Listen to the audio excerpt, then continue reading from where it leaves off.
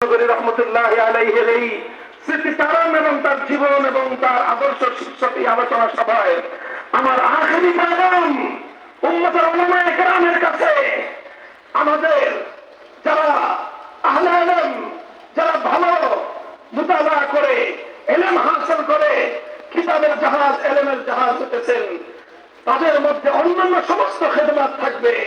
তারা তাসাউফের মেহনত করবেন, তাসনিফাতের বিশাল লম্বা লম্বা তালিকা তাদের জীবনে থাকবে। দর্স এবং তাদরিসের মাঝে তারা সহকার হবেন। সমস্ত খিদমতের পাশাপাশি আহলে ইলম উলামায়ে কেরামকে সময়ের শাসকদের চোখের দিকে তাকিয়ে হক কথা বলে মিল্লাতের কিয়ামতের জিম্মেদারি তাদেরকে কাঁধে ধরে নিতে হবে ইনশাআল্লাহ। ইনশাআল্লাহ কথা তো আলহামদুলিল্লাহ আমরা বলতেছি, বিগত 100 বছর পর আজ দুনিয়াতে মুসলমানরা সেই জায়গায় আছে যেই জায়গায় আমরা বলতে পারি আজ পৃথিবীতে মুসলমানদের একজন আমিরুল মুমিনিন আছে। মুসলমানদের একজন আমিরুল মুমিনিন আছে।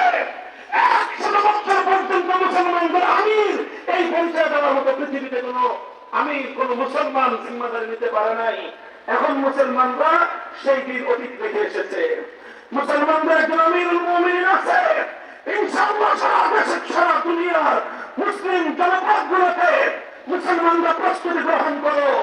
ইনশাআল্লাহ সুম্মা ইনশাআল্লাহ আমি এক কথায় শতভাগ একমত, উম্মতের মুসলিমের আগামীর ভাগ্য পরিবর্তন হবে মৌলবাদের মাধ্যমে, মৌলদের মাধ্যমে ইনশাআল্লাহ।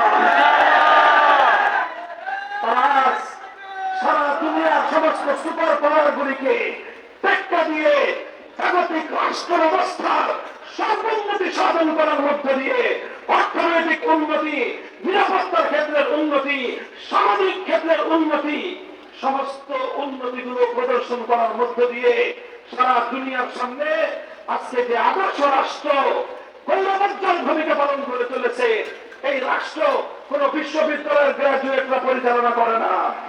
সেই রাষ্ট্র কোন আধুনিক শিক্ষার উন্নত শিক্ষাবিদরা পরিচালনা করে না। 2-4 জন সহযোগীরা থাকতে পারে, সেই রাষ্ট্রটা পরিচালনা করে এই দারুল উলুম দেওবন্দের সন্তানেরাই।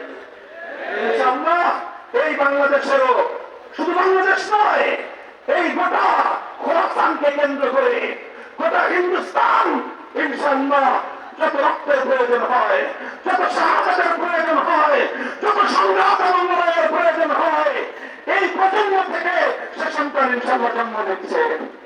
আল্লাহ পাক রব্বুল আলামিন কবুল করেন। আল্লামা জুনায়েদ বাবুনগরী রহমাতুল্লাহি আলাইহির কবরকে আল্লাহ পাক ফুলের বাগান বানান। আমরা যেন ইনশাআল্লাহ আল্লামা